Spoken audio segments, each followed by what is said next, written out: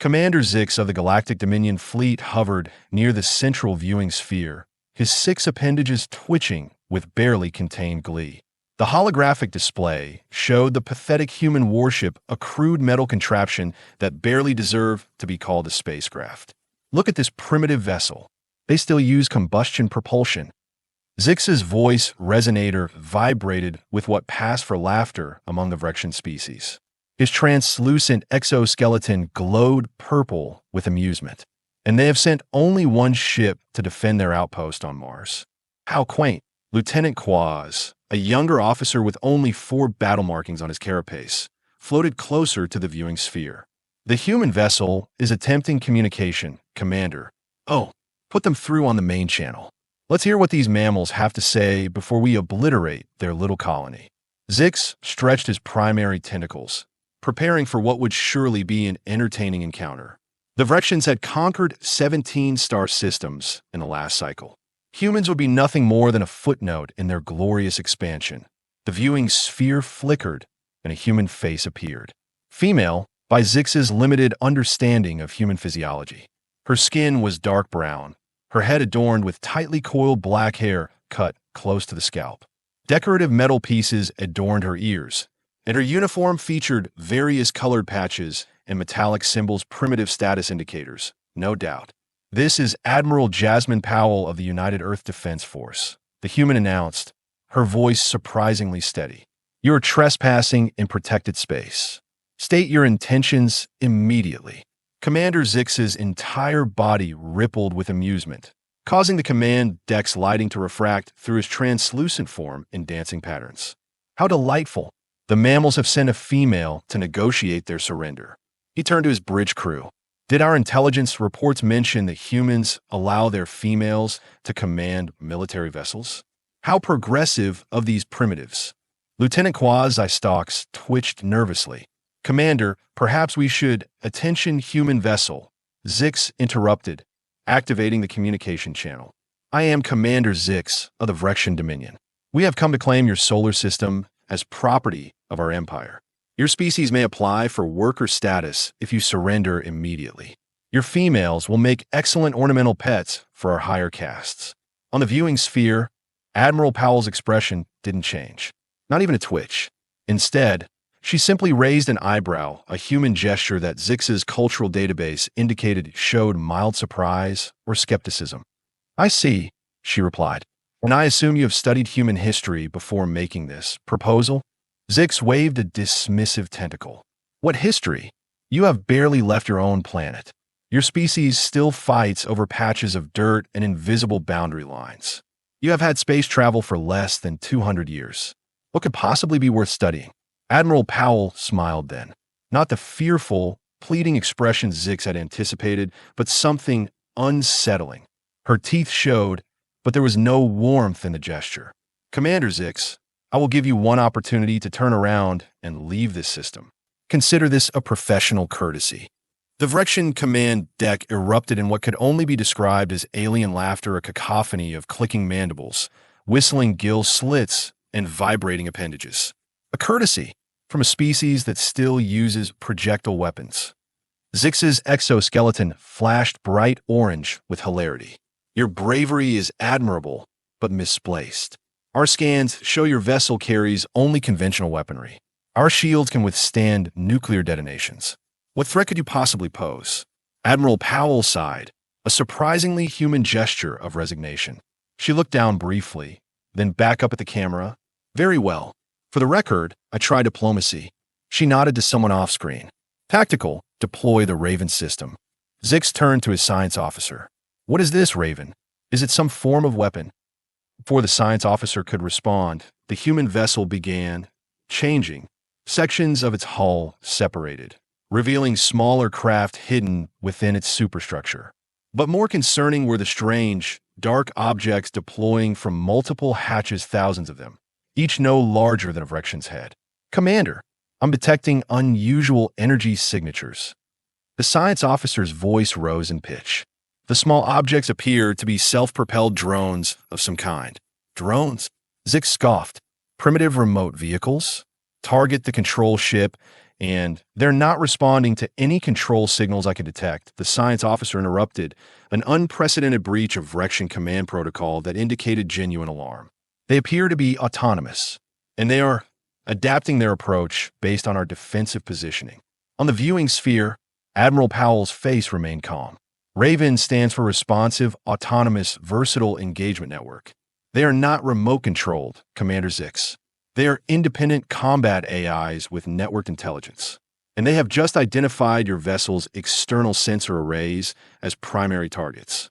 The first impacts were barely noticeable tiny vibrations through the Vrexian dreadnought's massive hull. But then alarms began blaring across multiple stations. Commander, we are losing external sensors. The tactical officer's appendages moved frantically across holographic controls. The drones are reconfiguring themselves. They are attaching to our hull and melting through. Impossible. Zix roared. Nothing can penetrate our composite armor. Admiral Powell's voice came through clearly despite the growing chaos on the Vrexian bridge. Molecular acid tailored specifically to your hull composition. Actually, we have been studying your attacks on other systems, Commander. Those 17 conquests you are so proud of, they provided excellent data points. A cold sensation something Zix had never experienced before spread through his central nervous cluster. You knew we were coming? Of course we did. Why do you think I'm here alone? Powell's expression hardened. Earth doesn't send its defenders out randomly, Commander. We send them where they are needed. You have been under observation since you entered the Oort cloud. Another series of alarms blared. The ship's artificial gravity fluctuated, causing several crew members to float momentarily before slamming back to the deck. Engineering reports multiple breaches. Lieutenant Qua's voice had risen to a near shriek. The drones have penetrated to the power distribution network. They are reconfiguring our own systems against us. Zix felt a sensation he'd never experienced in his 300 cycles of life. It took several moments to identify it, drawing from the cultural database of conquered species. The humans called it fear. Target their ship, he commanded. Full weapons barrage. Targeting systems are offline, the tactical officer reported. The drones have severed connections to external weapons. On the viewing sphere, Admiral Powell leaned forward slightly. I should mention, Commander, that RAVEN doesn't just stand for what I told you. Among human military personnel, we have another saying, Ravens never forget a face.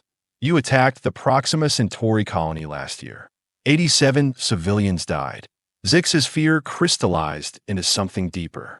That was just a scouting mission, a test of your defenses. Those were people, Commander. Families. Children. Powell's voice remained calm, but her eyes had hardened. And now your ship has been compromised. Your propulsion systems are being disabled as we speak. Your weapons systems are being dismantled from within. As if to confirm her words, the lights on the command deck flickered.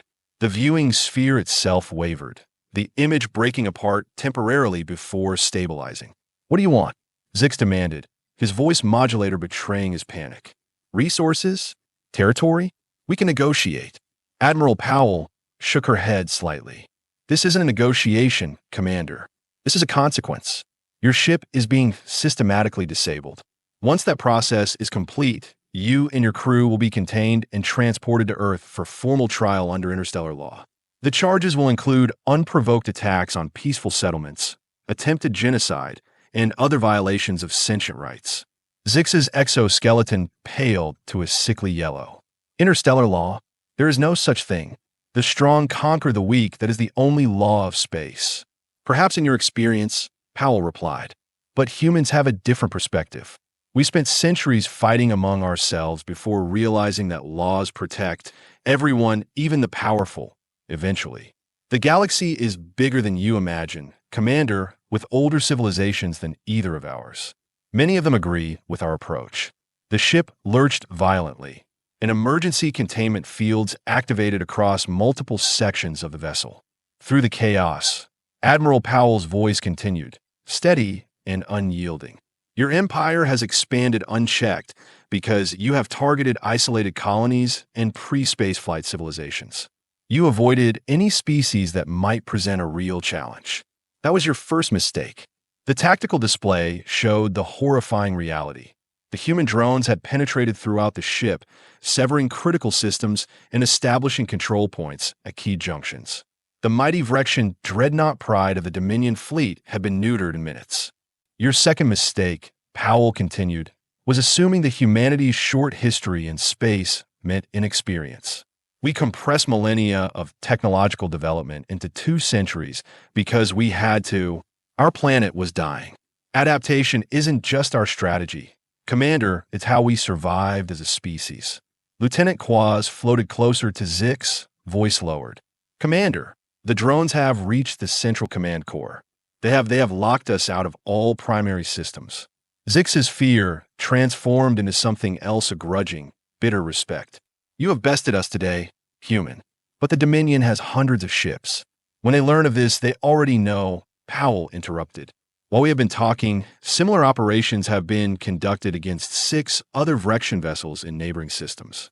Your government has received our terms for cessation of hostilities. They have 12 Earth hours to respond before Phase 2 begins. Phase 2. Zix couldn't keep the dread from his voice. Powell's expression remained impassive. Let's hope it doesn't come to that, Commander. For everyone's sake. The viewing sphere went dark in the silence that followed. Lieutenant Quaz voiced the question that hung in the recycled air of the command deck. How could they have developed such technology without our intelligence network detecting it? Zix's appendages drooped in defeat. Because we believed our own propaganda, Lieutenant. We saw what we expected to see: a young, fractious species, barely united, technologically inferior. He gestured to the dead controls around them. We were wrong. 6 hours earlier, Earth Defense Force Headquarters, Geneva Admiral Jasmine Powell strode into the war room, her boots clicking against the polished floor. The central holographic display showed multiple red dots moving through the outer solar system Vrexian warships on approach vector. Admiral on deck, called out Commander Jackson, and the assembled officers snapped to attention. At ease, Powell said, setting her coffee mug down on the circular table. Give me the latest intel. Dr. Raj Kapoor, head of the Xenobiology Division, stepped forward. The Vrexian fleet is moving precisely as predicted. 7 dreadnoughts, targeting our Mars colony, the Jupiter mining stations, and the Titan research facility. Predictable, Powell muttered. Status of the Raven units? Dr. Sophia Nakamura, lead engineer of the Autonomous Systems Division, tapped her tablet. The display changed to show thousands of small black objects arranged in neat rows within launch bays. All units are primed and ready, Admiral. The adaptive learning algorithms have been updated with the latest Vrexian tactical patterns. Each swarm is now capable of processing 6 million scenarios per second, with particular emphasis on their shield harmonic frequencies. Powell nodded, her expression grave. And the diplomatic channels? Ambassador Thomas Rodriguez, liaison to the Galactic Council, shook his head. No response to our 14 attempts at communication. The Vrexian Regency continues to deny any military expansion beyond their recognized borders, despite clear evidence to the contrary. So they are forcing our hand, Powell said, her fingers drumming against the table's edge. They still believe we are technologically inferior, that our rapid expansion to Mars and the outer planets means we have stretched ourselves too thin. That is their fundamental miscalculation, said General Wei, the oldest officer present. His wrinkled face had seen more conflicts than anyone else in the room. They judge us by standards they understand: empire building, resource acquisition, territorial conquest. They cannot comprehend our motivations. Powell smiled thinly. And that's our advantage. Their intelligence on Earth is outdated, focused primarily on our public space program. They have no idea what we have been developing since the climate wars. She turned to face the assembled leadership. I know some of you have reservations about the Raven deployment. This technology could easily have been weaponized as a first strike system. The Joint Chiefs push for exactly that option. But you convince them otherwise, Dr. Nakamura noted. Powell's expression hardened. Because we are better than that.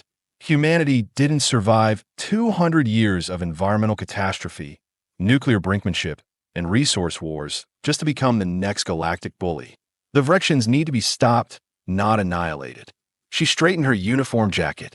I will be taking the Edison to the Mars defense point personally. Admiral, Commander Jackson protested. Protocol dictates, protocol be damned, Jackson. The Vrexians respect hierarchy. They need to see our leadership on the front lines. She smiled grimly. Besides, I want to see their faces when they realize what they have walked into. As the meeting concluded and officers dispersed to their stations, Ambassador Rodriguez lingered behind. Are you sure this is the right approach, Jasmine? He asked quietly when they were alone. The Galactic Council might view this as excessive. Powell's expression softened momentarily. The Council knows what's at stake, Thomas. The Vrexians have been methodically eliminating developing civilizations throughout this sector. If they're not checked now, there won't be a balance of power for the Council to maintain. And if the Regency doesn't respond to our terms, if they choose escalation instead, the Admiral's eyes hardened again. Then they will learn what happens when you corner a species that spent most of its history perfecting the art of war against itself. She picked up her coffee mug. But let's hope it doesn't come to that. Present time. Engineering deck. Vrexian dreadnought, unstoppable dominance chief, Engineer Grack fought desperately to contain the spreading chaos. The human devices, these Raven units, had penetrated the ship's primary systems with terrifying efficiency. Cut power to sectors 7 through 15, he barked at his subordinates. Isolate the command pathways.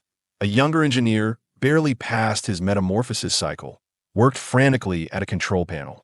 The autonomous units are adapting faster than we can reconfigure.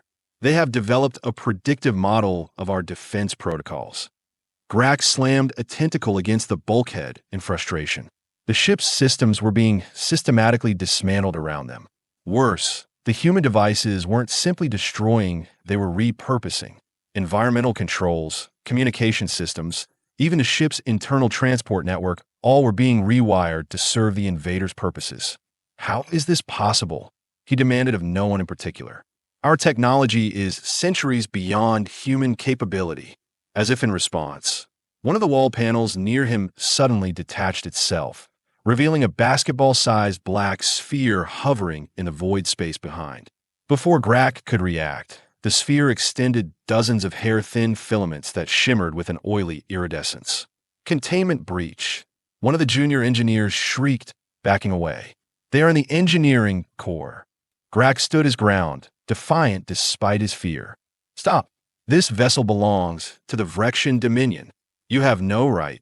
The sphere rotated slightly, revealing a small aperture that projected a holographic image. To Grack's surprise, it was not a human that appeared, but a Vrexian, one he recognized as a cultural historian who had disappeared during an expedition to study pre-spaceflight civilizations. Greetings, engineering chief, the holographic Vrexian said. I am, or was cultural observer Zan. I was captured by humans 70 cycles ago while monitoring their development. Traitor, Grack hissed. You collaborate with primitives against your own kind? The holographic Zan's appendages moved in a gesture of disagreement. Not collaboration, education. The humans did not harm me. They questioned me, learned from me, and show me evidence of what our glorious dominion has been doing across the galaxy. The hologram flickered slightly. Did you know we have caused the extinction of 3 sentient species in the past decade alone? Species that pose no threat to us. Grack's eye stalks twitched in confusion. Inferior species must make way for superior ones. This is the natural order. Is it? Zan's hologram asked. The humans have a different perspective. They believe diversity of life, of thought, of cultural development strengthens the galaxy as a whole. The hologram gestured to the sphere it projected from. These devices you fight against, they could have been programmed to kill you all. Instead, they're programmed to preserve life while neutralizing threats. Before Grack could respond, the sphere emitted a soft pulse. Throughout the engineering deck, Vrexian crew members suddenly stiffened, then collapsed to the floor, unconscious but alive. Only Grack remained standing, watching in horror as more spheres emerged from the ship's infrastructure all around him.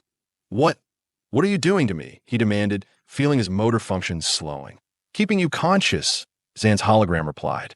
Someone needs to witness and remember what happens when the Dominion encounters a species that values preservation over domination. The Raven units will complete their mission, but they have been instructed to maintain life support and ensure crew survival. As his appendages grew heavy and his vision dimmed around the edges, Grak managed one final question. Why? Why show mercy when victory is assured? The hologram of Zen seemed to consider this. Because humans understand something our species never learned. True power isn't demonstrated by destruction, but by restraint when destruction is possible. The image flickered again. Rest now, Chief Engineer. When you awaken, you will be part of a new chapter in Vrexian history, perhaps a better one.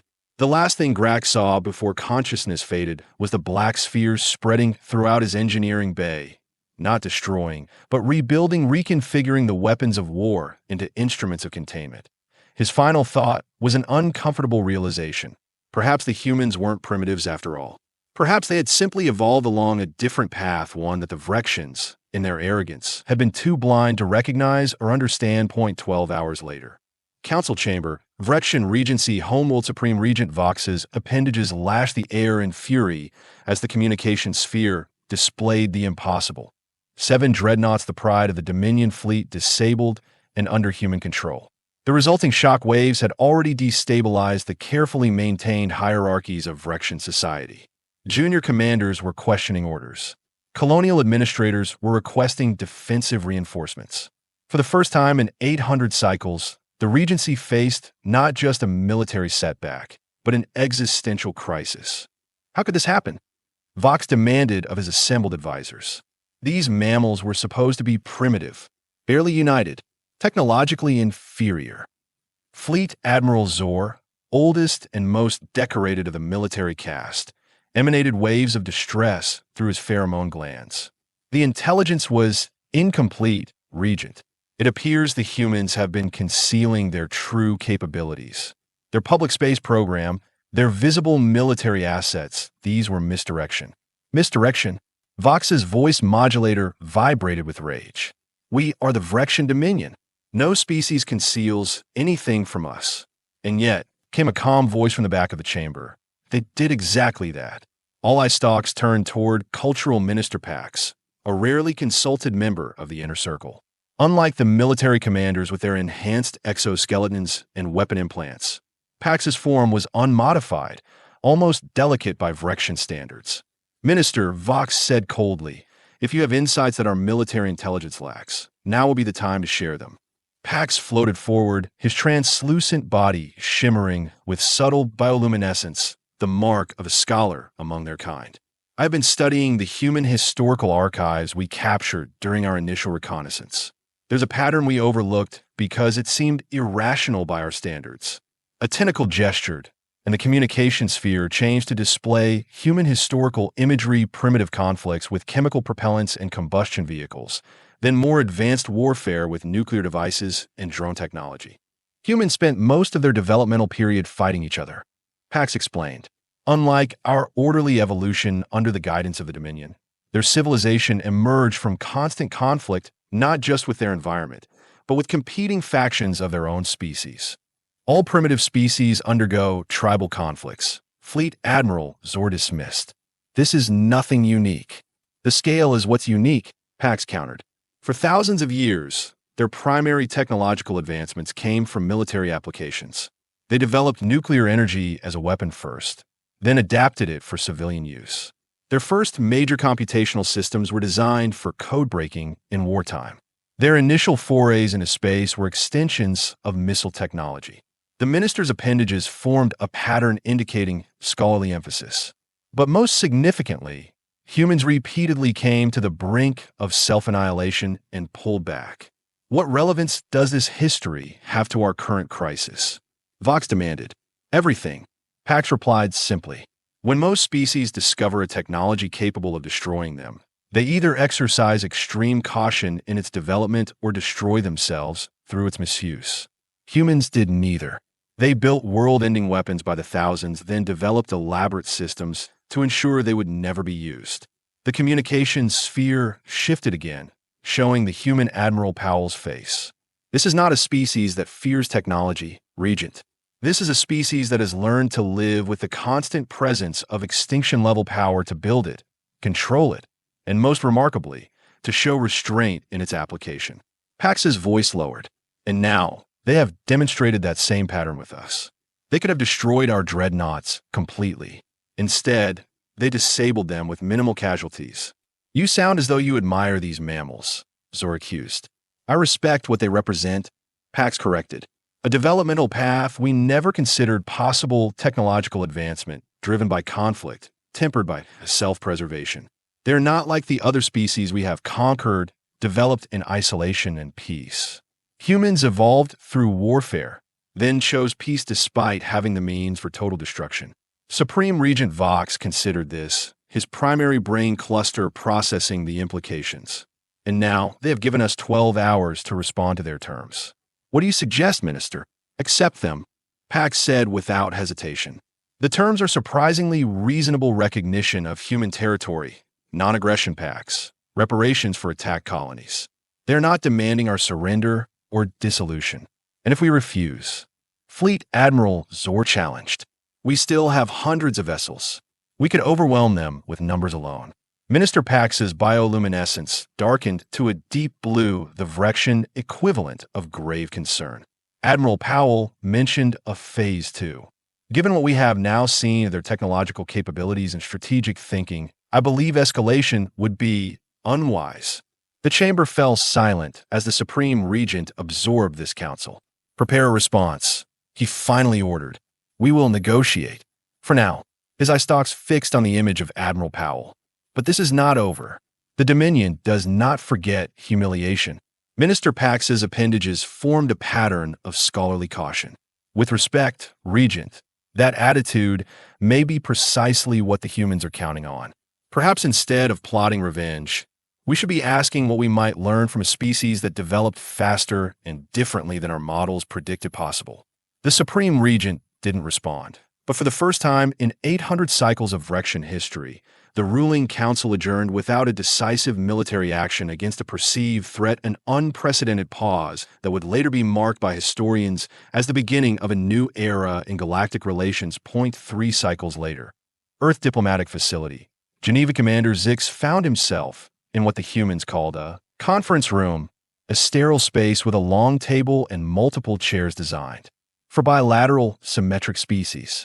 How typical of humans to assume everyone sat on platforms with their digestive systems bent at right angles. The door slid open, and Admiral Powell entered, now dressed in a more formal uniform with additional metallic symbols. Status indicators acquired since their last encounter, Zix presumed. Commander, she acknowledged, taking a seat across from him. I trust your accommodations have been adequate. Zix's translator processed her words, but he'd spent enough time studying humans to recognize the empty social ritual. Your containment facilities are efficient. My nutritional and environmental needs have been met. Powell nodded. Good. I have come to discuss your future and potentially a new relationship between our species. My future. Zix's eye stalks extended slightly in surprise. I assumed I would be executed as an example. A curious expression crossed Powell's face, something the cultural database identified as amusement. Commander, humans don't generally execute prisoners of war. We haven't practiced capital punishment in nearly a century. Then, what is to be my fate? Powell placed a small device on the table between them. It projected a holographic document, a formal-looking text with multiple subsections and appendices. The Vrexian Regency has agreed to preliminary peace terms with Earth and its allies. Part of those terms includes a cultural exchange program. We want representatives who understand both sides. She tapped a section of the hologram, highlighting it. You are being offered a position as a liaison between our species. You'd work with our diplomatic corps, prevent future misunderstandings. Zix's entire body pulsed with shock, his exoskeleton flashing through several colors involuntarily. You would trust me with such a role? After I attempted to conquer your colonies? Trust is earned, Commander. You'll be closely monitored, of course. But our psychologists believe you possess something rare among your kind, the capacity to recognize and learn from mistakes. She leaned forward slightly. More importantly, you experienced firsthand what happens when species underestimate each other. That's valuable perspective. Zix's appendages twitched in thought.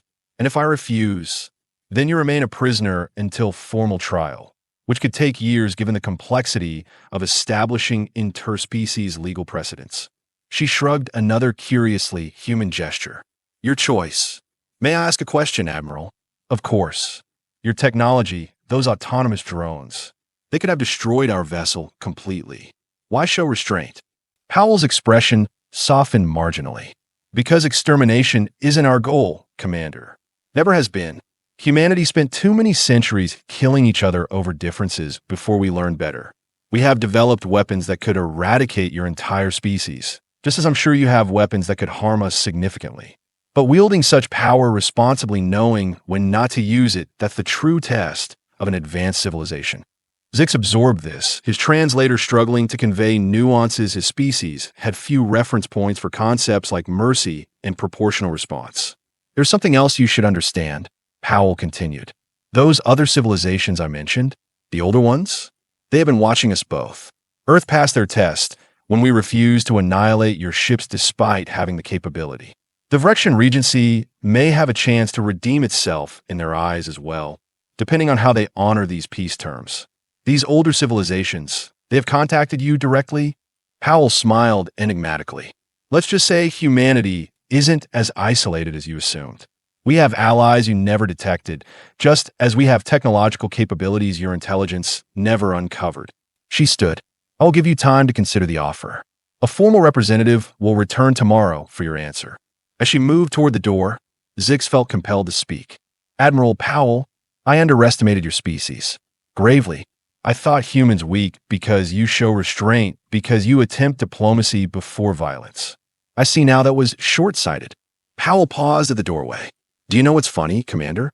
Thousands of years ago, when humans were still confined to one continent, one of our early philosophers said, appear weak when you are strong and strong when you are weak. We have been practicing that strategy since before we invented the wheel. With that, she was gone, leaving Commander Zix to contemplate a future very different from the one he had imagined when he first encountered that lone human vessel near Mars. The Vrexians had believed themselves apex predators in a galaxy of prey, only to discover they were merely mid-level carnivores in a much more complex ecosystem 0.1 Earth year later. Mars Colony. New Olympus City Commander Zix, now cultural ambassador, Zix stood on the observation platform overlooking the sprawling human settlement. The transparent dome above revealed the rusty Martian landscape stretching to the horizon, punctuated by mining operations and terraforming stations. Behind him, Admiral Powell approached, carrying 2 containers of liquid. Thought you might enjoy this, she said, offering him one of the containers. Our scientists finally created a beverage compatible with Vrexian biology. It's based on your homeworld's thermal spring compounds. Zix accepted the container, his specialized appendage wrapping around it. A year ago, I was planning to reduce this colony to ash. Now I'm sharing drinks with its defender. The universe has a curious sense of humor. Life generally does, Powell agreed, taking a sip from her own container coffee, the ubiquitous human stimulant. The educational exchange program is exceeding expectations. 17 Vrexian scholars have already published joint research with human universities. Zix's exoskeleton rippled with what humans had learned to recognize as thoughtful consideration. And the military cooperation? Proceeding cautiously, as agreed.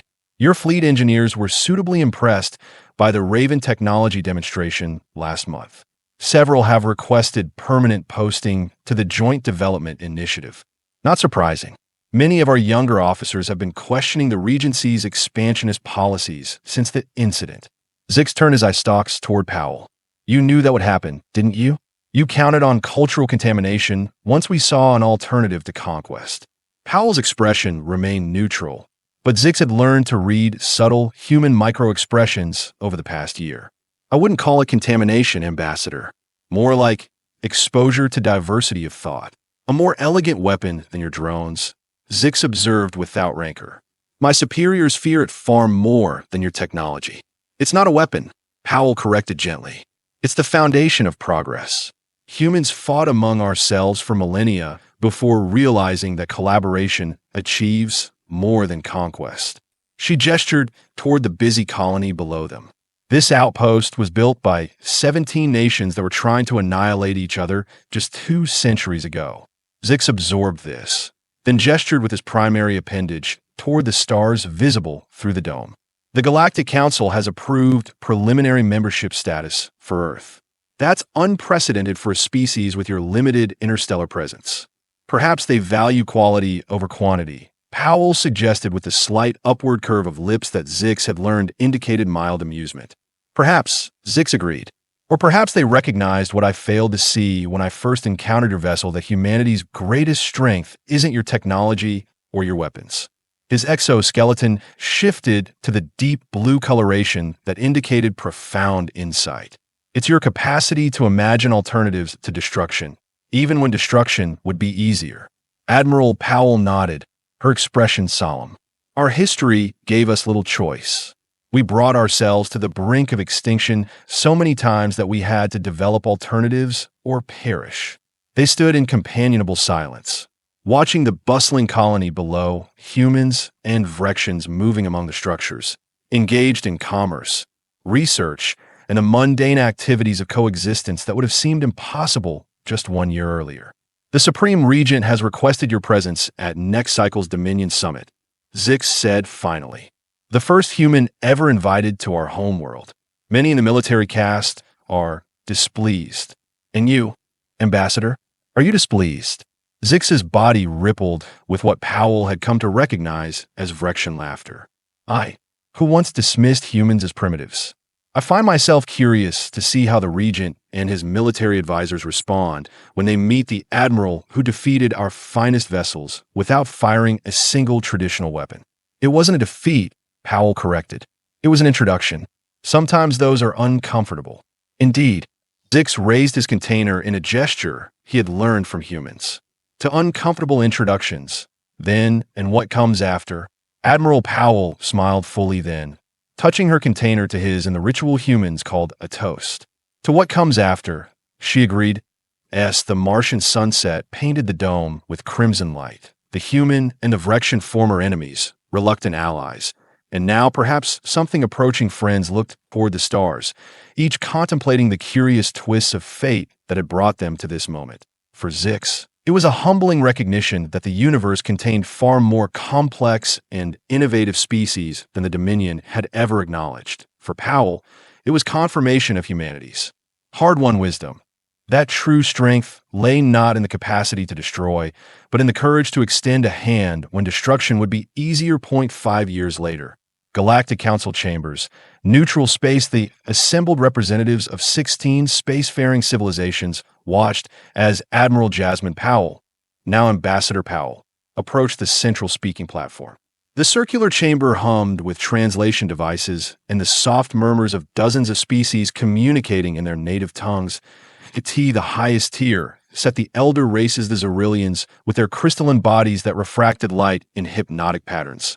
The gaseous Minbari contained in their ornate hover vessels, and the enigmatic Quoth, whose physical forms remained hidden within environmental suits that concealed whatever evolutionary path had led to their remarkable mathematical minds. Powell had learned that the Council's hierarchy was based not on military might or territorial expansion, but on technological and ethical development, with particular emphasis on how species wielded power once they acquired it.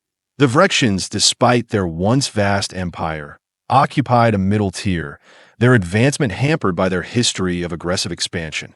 Humanity, surprisingly, had been granted an unusually high initial placement, a source of considerable controversy among older member species. Representatives of the Galactic Council, Powell began, her voice amplified and translated simultaneously into 16 languages. I come before you today to present Earth's proposal for the Proxima Centauri Restoration Project. The holographic display activated above the central platform, showing the devastated colony world that had suffered under Vrexian attack years earlier. Once green landscapes appeared barren, settlements reduced to rubble.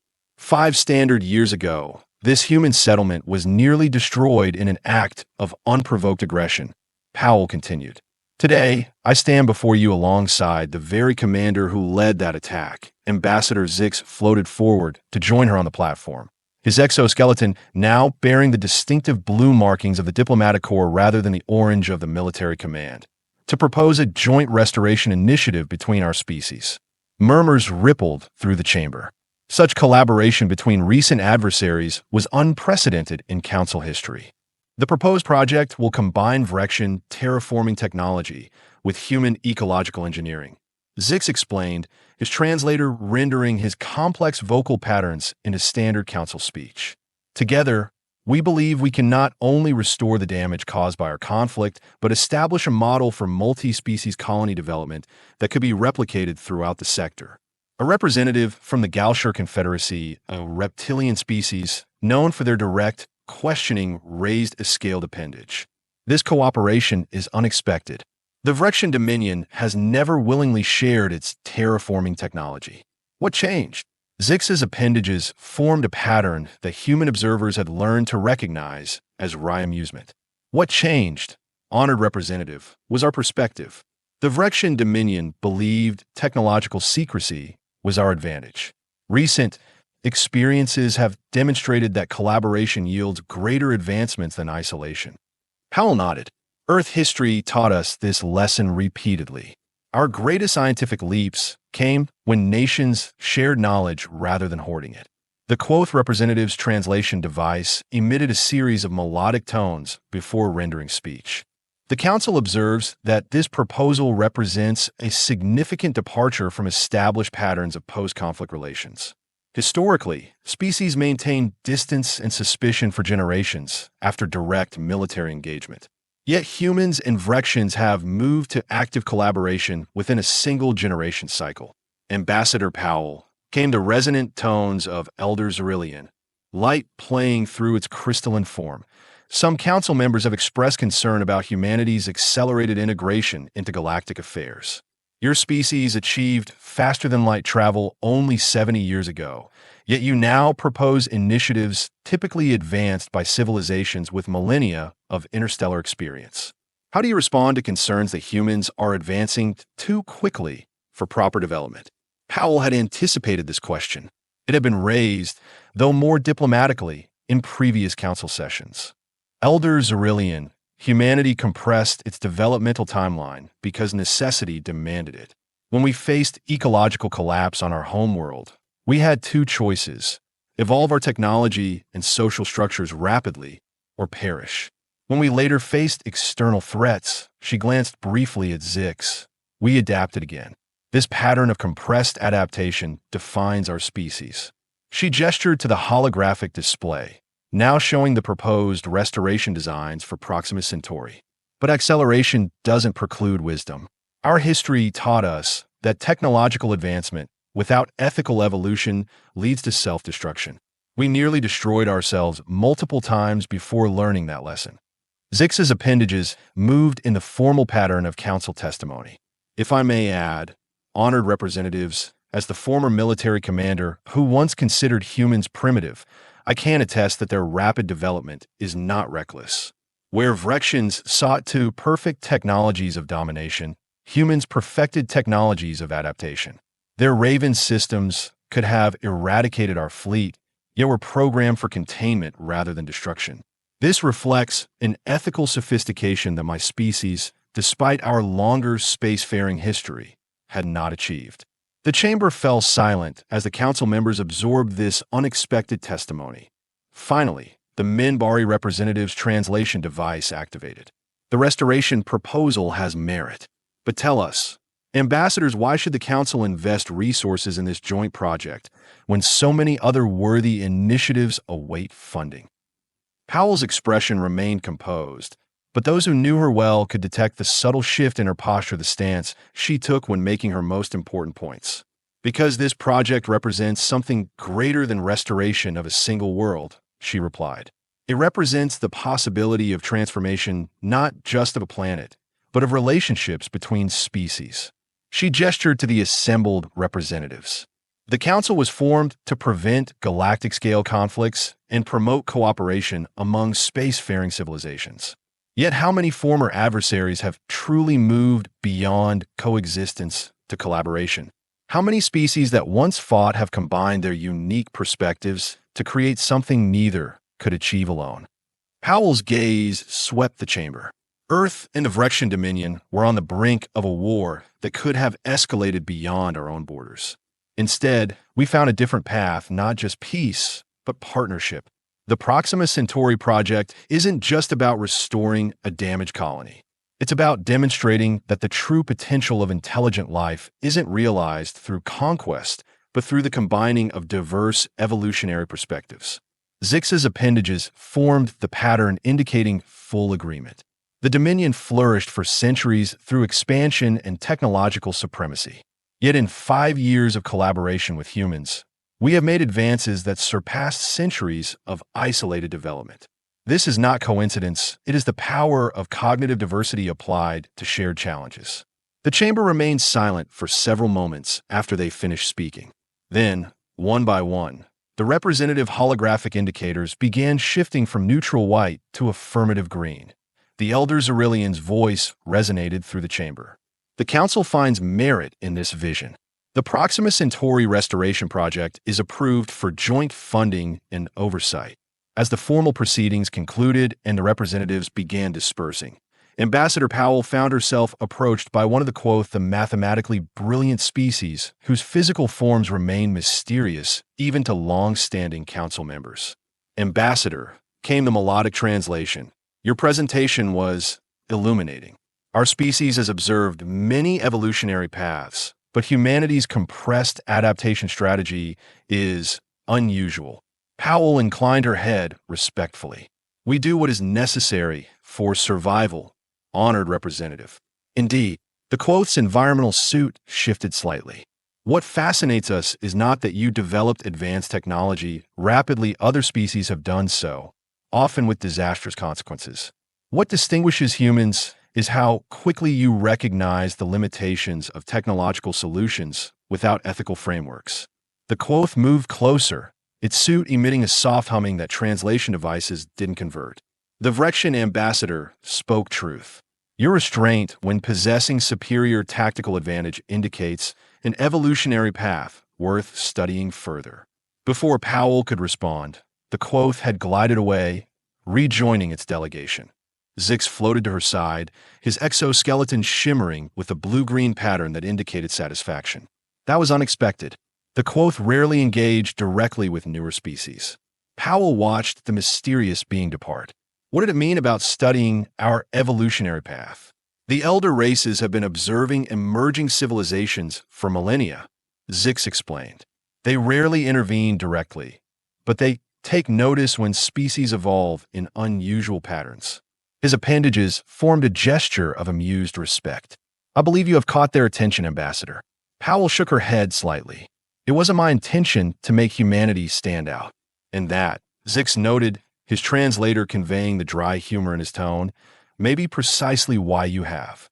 20 years later, new Proxima Colony, dedication ceremony, the newly constructed memorial plaza gleamed under the light of Proxima Centauri.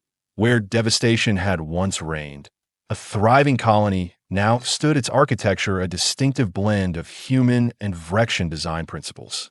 Curved organic structures reminiscent of Vrexian exoskeletons intersected with clean human geometric forms, creating a cityscape unlike any other in explored space. Admiral Jasmine Powell, now retired but still commanding respect, stood at the ceremonial podium alongside Ambassador Zix. Though 2 decades had whitened her hair and lined her face, she stood as straight as ever in her formal dress uniform. Beside her, Zix's exoskeleton had developed the pearlescent quality that indicated advanced age among Vrexians. Before them stretched rows of seating filled with humans and Vrexians alike, along with representatives from a dozen other species. In the front row sat the families of those who had died in the original attack, both the human colonists and, in a gesture that had once seemed impossible, the families of Vrexian crew members lost in the subsequent conflict. 20 years ago, Powell began, her voice carrying across the plaza. This colony lay in ruins, a symbol of conflict between our species. Today, it stands as a testament to what can be achieved when former adversaries choose a different path. She gestured to the gleaming buildings around them, the verdant parks, the busy spaceport in the distance. New Proxima isn't just a restored colony, it's an entirely new kind of settlement. One built not by humans or by Vrexians, but by humans and Vrexians working together. Its agricultural systems, its architecture, its educational institutions all represent the best of both our cultures. Zix moved forward, his appendages forming the ceremonial pattern of historical commemoration. What we have built here goes beyond physical structures. 20 years ago, I commanded the fleet that attacked this world. I believed the Vrexian way was superior. That dominance was our destiny. His exoskeleton shifted to the deep blue of profound reflection. I was wrong. Not just tactically wrong, but fundamentally mistaken about the nature of advancement itself. True progress isn't measured by what a civilization conquers, but by what it creates and who it creates with.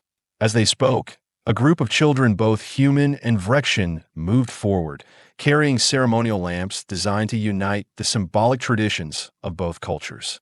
The human children held flames representing the eternal memory of those lost, while the Vrexian youngsters carried bioluminescent containers symbolizing the light of new understanding.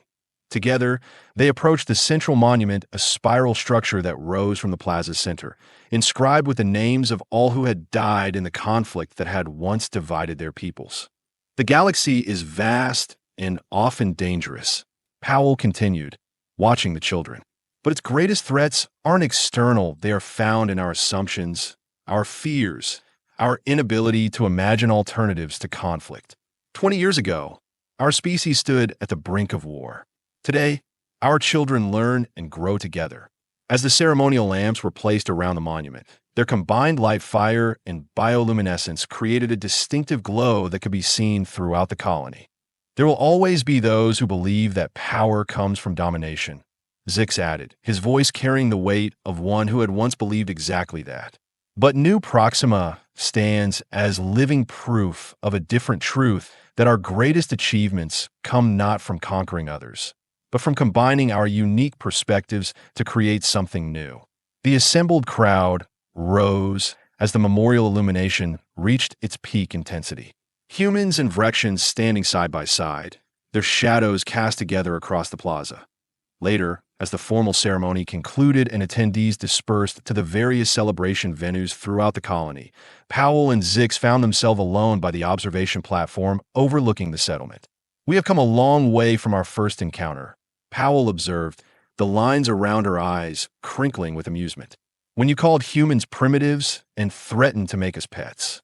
Zix's exoskeleton rippled with what had become recognizable as laughter. "One of many miscalculations. Though I maintain that some aspects of human behavior remain puzzling even after 2 decades of close observation, such as your insistence on consuming beverages known to be mind-altering and physically damaging, for instance." He gestured with an appendage toward her glass of champagne. Powell smiled. "Says the being whose recreational activity includes voluntarily submersing in pools of caustic minerals." "Therapeutic minerals," Zix corrected, his translator conveying mock indignation. They stood in companionable silence for a moment, watching the lights of the colony against the approaching evening. "The new joint fleet vessels begin trials next month," Zix noted. "The first ships designed by both our species from inception, rather than adaptations of existing designs." Powell nodded. "The diplomatic corps is already fielding requests from other worlds interested in the exchange program. It seems our little experiment has attracted attention. Not surprising. Few would have predicted that the aggressive Vrexians and the supposedly primitive humans would become the model for interspecies cooperation." Zix's appendages formed a pattern indicating philosophical contemplation. "I have been considering the question that human child asked during the educational forum yesterday." "Which one?" "The young female who asked why it took a conflict for our species to discover what we could achieve together." Zix's eye stalks extended slightly in the gesture that indicated deep thought. "I found I had no satisfactory answer." Powell considered this. "Perhaps because there isn't one, or at least not one that justifies the cost." She gestured toward the memorial, still glowing in the distance. "All we can do is ensure their sacrifice continues to mean something. By building something worth the price they paid."